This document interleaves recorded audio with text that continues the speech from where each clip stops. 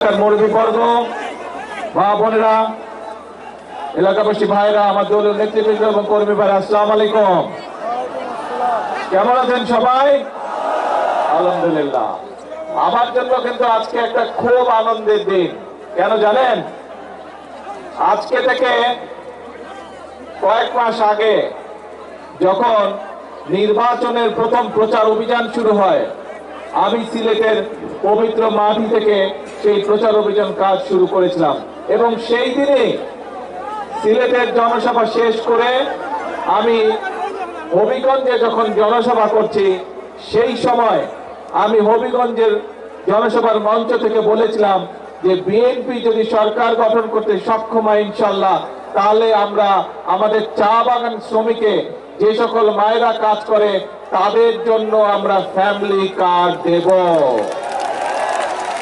আজকে আল্লাহর কাছে আমি হাজারো শুকরিয়া জানাই, লক্ষ শুকরিয়া জানাই যে আল্লাহ আমাকে সেই তৌফিক দিয়েছেন আজকে যে আমি আমার কথা আজকে রাখতে পেরেছি।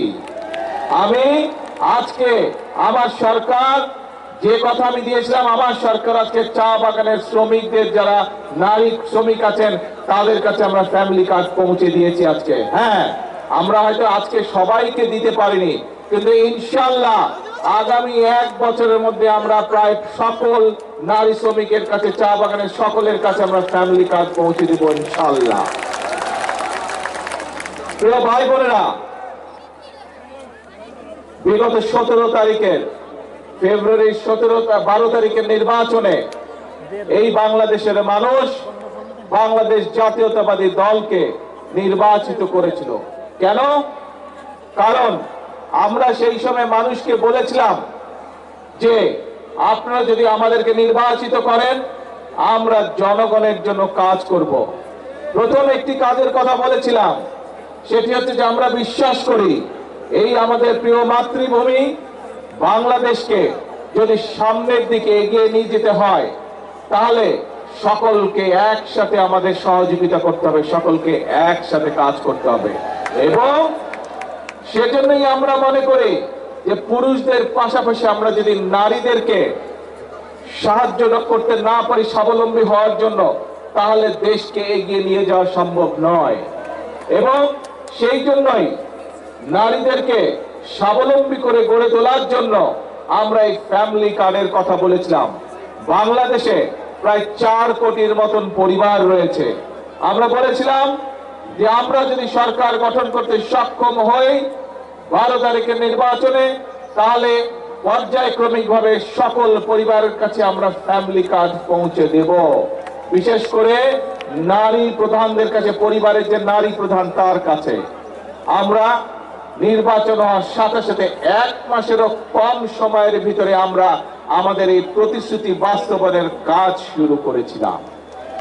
প্রিয় ভাই বোনেরা, আমাদের লক্ষ্য পরিষ্কার, বাংলাদেশের ভাগ্যের পরিবর্তন করা, বাংলাদেশের মানুষের ভাগ্যের পরিবর্তন করা। এবং সে কারণেই আপনারা দেখেছেন যে আজকে শুধু ফ্যামিলি কার্ডই নয়, ফ্যামিলি কার্ড দেবার পাশাপাশি এই যে চা বাগানের শ্রমিক, নারী শ্রমিক যারা, তাদের কাছে আমরা অনেকের কাছে আমরা ঘর প্রদানের জন্য 2 লক্ষ টাকা আমরা দিয়েছি 50 জন শ্রমিককে। 2 লক্ষ টাকা করে দিয়েছি 50 জন। আমি এখানে স্টেজের মধ্যে 3 জনের হাতে সেই 2 লক্ষ টাকার চেক তুলে দিয়েছি। আর বাকি আমরা প্রশাসনের মাধ্যমে বাকি যারা পেয়েছেন আজকে সকলের কাছে ইনশাল্লাহ আমরা সেই টাকা পৌঁছে দেব। আপনারা পেয়ে যাবেন সেই টাকা 2 লক্ষ, যাতে চা শ্রমিকরা অত্যন্ত কষ্টে থাকে। আমরা জানি সেই ধীরে ধীরে তাদেরকে একটু ভালো অবস্থায় যাতে আনা যায়, সেই জন্য আমরা 2 লক্ষ টাকা করে দিয়েছি।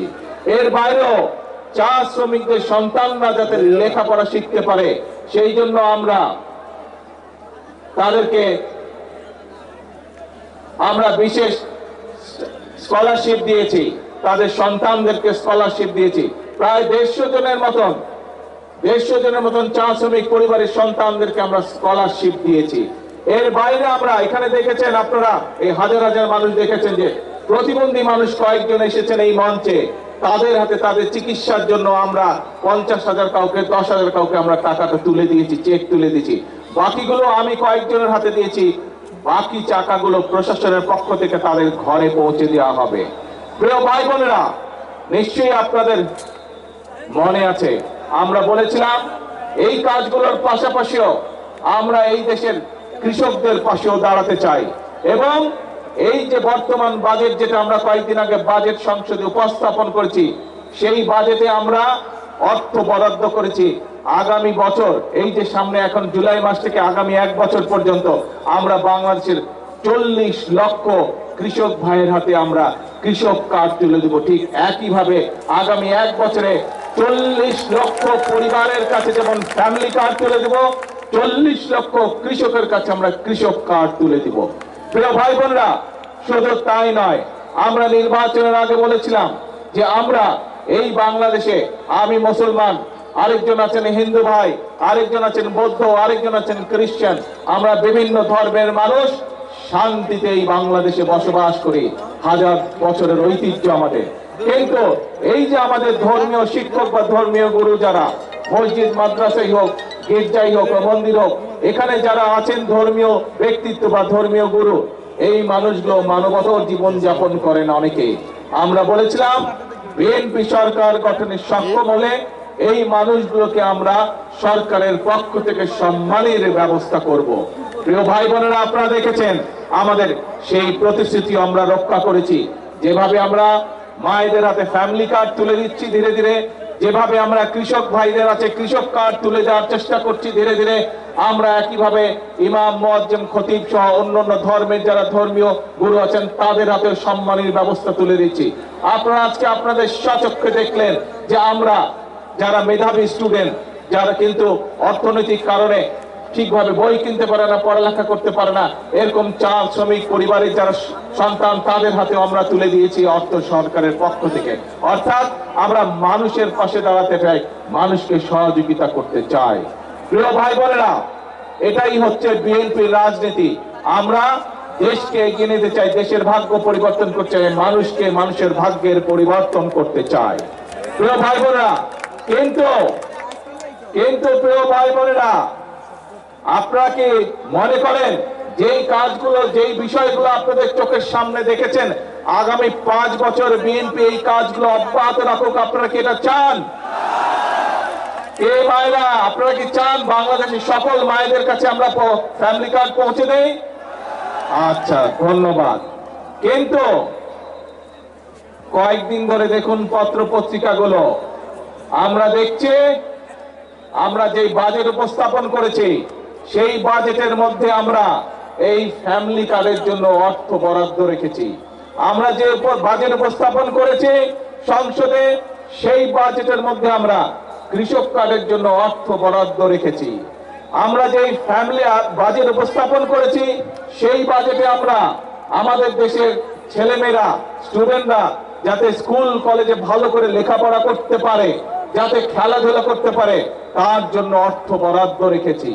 আমরা যে বাজেট পেশ করেছি জাতীয় সংসদে, সেখানে এই যে হাজার হাজার আপনারা মানুষ, সারা বাংলাদেশে যে কোটি কোটি মানুষ, তারা যাতে সঠিকভাবে চিকিৎসা পেতে পারে, সেই জন্য প্রত্যেক উপজেলা পর্যায়ে যে 50 বেডের হসপিটাল আছে, সেটিকে ইনশাল্লাহ আগামী 5 বছর আমরা 100 বেড করব।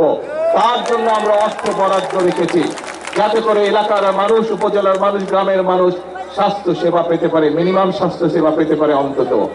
কিন্তু বাজেটের পরে নিশ্চয়ই আপনারা দেখেছেন, যেই বাজেটে আমরা সাধারণ মানুষ, খেটে খাওয়া মানুষের জন্য অর্থ বরাদ্দ রেখেছি, অনেকে বলেছে সেই বাজেট বলে তারা মানে না। দেখেছেন না পত্রিকায়, সংবাদে?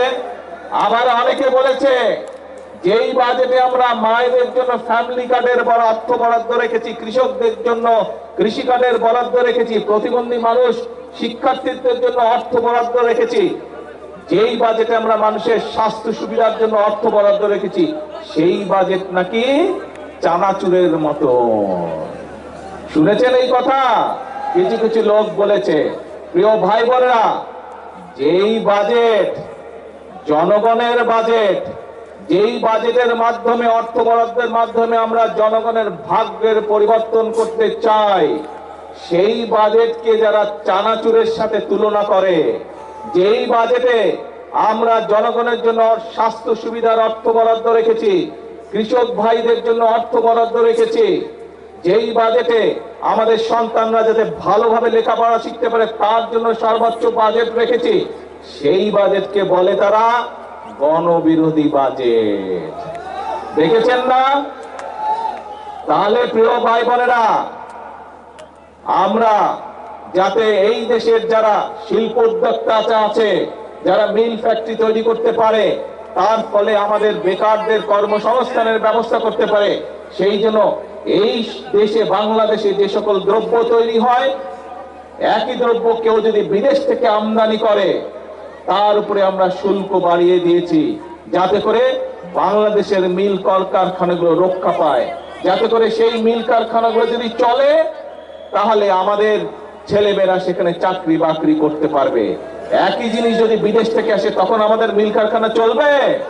বন্ধ হয়ে যাবে। সেই জন্য আমাদের মিল কারখানাগুলোকে আমরা প্রোটেকশন দিয়েছি, সেই ব্যবস্থা আমরা এই বাজেটের মধ্যে রেখেছি।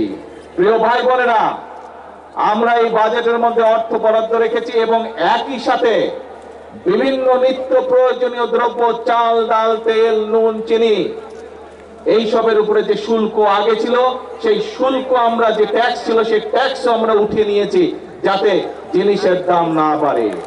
জনগণের কথা চিন্তা করে আমরা 60টি নিত্য প্রয়োজনীয় দ্রব্যের উপর থেকে আমরা শুল্ক প্রত্যাহার করে নিয়েছি এই বাজেটে। এখন প্রিয় ভাই বোনেরা, যেই বাজেটে 60টি পণ্যের উপর থেকে শুল্ক প্রত্যাহার করে না হয়, সেই বাজেটকে একটি দল বলে গণবিরোধী বাজেট। এখন জনগণের জন্য যেই বাজেটে সকল ব্যবস্থা রেখেছি, সেই বাজেটকে যারা গণবিরোধী বলে তারা কি কখনো জনগণের বন্ধু হতে পারে? তারা কখনো জনগণের বন্ধু হতে পারে না প্রিয় ভাই বোনেরা।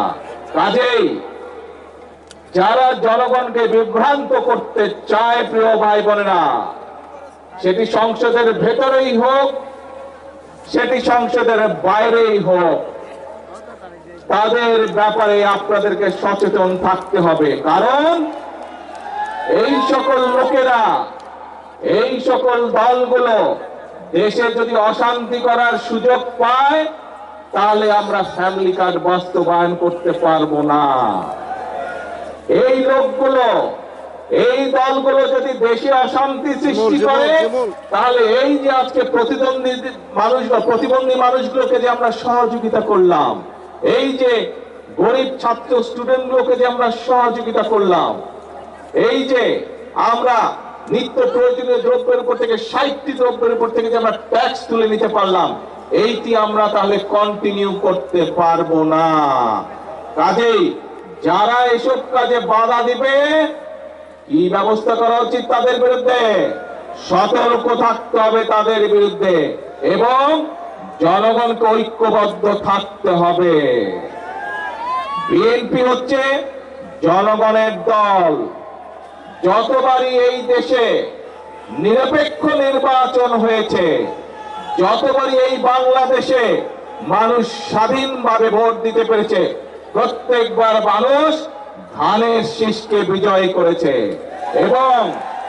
এবং এই যে মৌলভীবাজারের যতগুলো বড় বড় রাস্তাঘাট, স্কুল, কলেজ দেখেছেন, খোঁজ করে দেখুন, এগুলো সব বিএনপি সাইফুর রহমান সাহেবের সময় এই কাজগুলো হয়েছিল। কাজেই প্রিয় ভাই বোনেরা, কথা সাফ কথা, যদি দেশের উন্নয়নকে অব্যাহত রাখতে হয়, যদি মা বোনদের হাতে ফ্যামিলি কার্ড পৌঁছে দিতে হয়, কৃষক ভাইদের হাতে যদি কৃষক কার্ড পৌঁছে দিতে হয়, উপজেলা স্বাস্থ্য কমপ্লেক্স যেটি আছে সেটিকে 50 বেড থেকে যদি 100 বেডে করতে হয়, যদি আমাদের ভবিষ্যৎ প্রজন্ম, আমাদের সন্তানদের শিক্ষার ব্যবস্থা ঠিক রাখতে হয়, তাহলে জনগণকে ঐক্যবদ্ধ থাকতে হবে। জনগণ যদি ঐক্যবদ্ধ থাকে তাহলে কোন ষড়যন্ত্র সফল হতে পারবে না। জনগণ যদি ঐক্যবদ্ধ থাকে, বাংলাদেশের গণতন্ত্রকে কেউ নষ্ট করতে পারবে না। বাংলাদেশের গণতন্ত্রকে কারা নষ্ট করেছিল আমরা সেটি ভালো করে জানি। আমরা দেখেছি দেশ স্বাধীনের সময়, দেশ স্বাধীনের আগে এবং পরবর্তী সময় গণতন্ত্র বিনষ্টকারী, গণতন্ত্রের বিরুদ্ধে ষড়যন্ত্রকারী সবগুলো একসাথে ছিল। মুখে মুখে বলতো আমরা একসাথে নাই, কিন্তু ভেতরে ভেতরে এরা সব সময় একসাথে কাজ করেছে এবং সকল সময়, প্রত্যেকটি সময় বিএনপি বাংলাদেশ জাতীয়তাবাদী দল সব সময় জনগণের কাতারে ছিল। সেজন্যই বিএনপির সবচেয়ে বড় শক্তি জনগণের শক্তি। সেই জন্যই বিএনপি সকল সময় বলে থাকে জনগণই আমাদের সকল ক্ষমতার উৎস। প্রিয় ভাই বোনেরা এবং প্রিয় ভাই বোনেরা, আমরা দেখেছি বিভিন্ন সময়ে যখন দেশে জনগণ যখন ফুঁসে ওঠে গণতন্ত্র রক্ষা করার জন্য, আমরা বিভিন্ন সময় দেখেছি বিভিন্ন জনকে বিদেশে চলে যেতে। খালেদা জিয়া আপনাদেরকে রেখে কোথাও যায় না। খালেদা জিয়া আপনাদেরকে রেখে কখনো কোথাও যায় নাই। খালেদা জিয়া বলেছিল বাংলাদেশী হচ্ছে আমার প্রথম ঠিকানা, বাংলাদেশী হচ্ছে আমার শেষ ঠিকানা। প্রিয় ভাই বোনরা, আমরা হচ্ছি খালেদা জিয়ার সৈনিক। কাজে বাংলাদেশী হচ্ছে আমাদের প্রথম ঠিকানা, বাংলাদেশী হচ্ছে আমাদের শেষ ঠিকানা। আমাদের একটাই কাজ, বাংলাদেশের মানুষের ভাগ্যের পরিবর্তন। আমাদের একটাই কাজ, বাংলাদেশের ভাগ্যের পরিবর্তন। কাজে আসুন, এই দেশ আমাদেরকেই গড়তে হবে। এই দেশ আমাদের 20 কোটি মানুষের 40 কোটি হাতকে শ্রমিকের হাতে রূপান্তরিত করতে হবে। তাহলেই আমরা এই বাংলাদেশের ভাগ্যের পরিবর্তন করতে পারবো। প্রিয় ভাই বোনেরা, অনেকেই ওই যে যারা বিভ্রান্ত ছড়াতে চায়, এরা আবার কি বলে জানেন? এরা বলে ফ্যামিলি কার্ডের টাকা কোথা থেকে আসবে, কৃষক কার্ডের টাকা কোথা থেকে আসবে। আপনাদের সবাইকে সাক্ষী রেখে তাদের উদ্দেশ্যে আমি বলতে চাই, এই যে আজকে এখানে শ্রমিকদেরকে, চা শ্রমিকদেরকে ঘর নির্মাণের জন্য 2 লক্ষ টাকা দেওয়া হলো। চা শ্রমিকদের পরিবারের সন্তানদের লেখাপড়া করার জন্য 10,000 করে টাকা দেওয়া হলো তাদের বৃত্তি হিসাবে। এই যে মানুষের চিকিৎসার জন্য 50,000 করে টাকা দেওয়া হলো। এগুলা কখনো আগে শুনেছেন? আপনারা দেখেছেন? কেউ এর আগের সরকার দিয়েছিল? দেয় নাই। এটি কার অর্থ? জনগণের অর্থ। আমরা দেখেছি কিভাবে জনগণের অর্থ বিগত 1 যুগ ধরে, 17 বছর ধরে আমরা দেখেছি কিভাবে জনগণের অর্থ এই দেশ থেকে পাচার হয়ে গিয়েছিল। জনগণের অর্থ জনগণকে না দিয়ে একটি দল বিদেশে পাচার করে দিয়েছিল। প্রিয় ভাই বোনেরা, যারা বলে প্রত্যেকে আসবে ফ্যামিলি কার্ডের টাকা, প্রত্যেকে আসবে কৃষক কার্ডের টাকা, প্রত্যেকে আসবে, তাদের উদ্দেশ্যে বলতে চাই, এই জনগণের টাকা আর পাচার হতে দেব না আমরা। জনগণের টাকা দিয়ে জনগণের জন্য কাজ করা হবে, জনগণের অর্থ দিয়ে দেশের জন্য কাজ করা হবে, দেশের ভাগ্যের পরিবর্তনের জন্য কাজ করা হবে, জনগণের জন্য কাজ করা হবে। কাজে ইনশাআল্লাহ টাকার কোনো অভাব হবে না।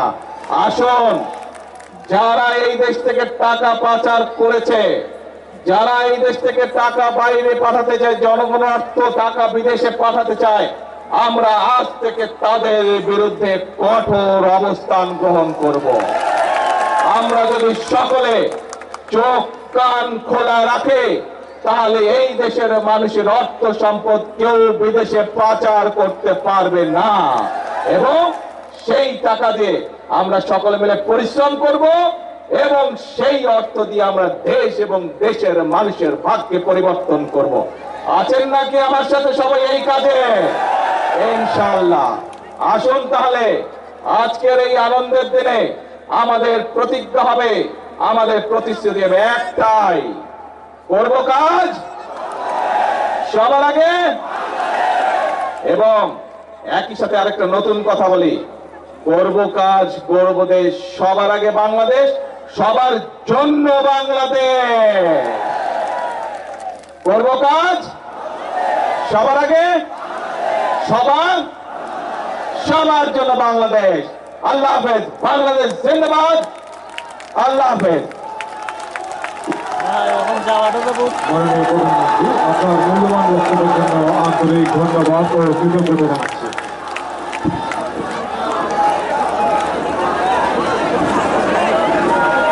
মাননীয় প্রধানমন্ত্রী অনুষ্ঠান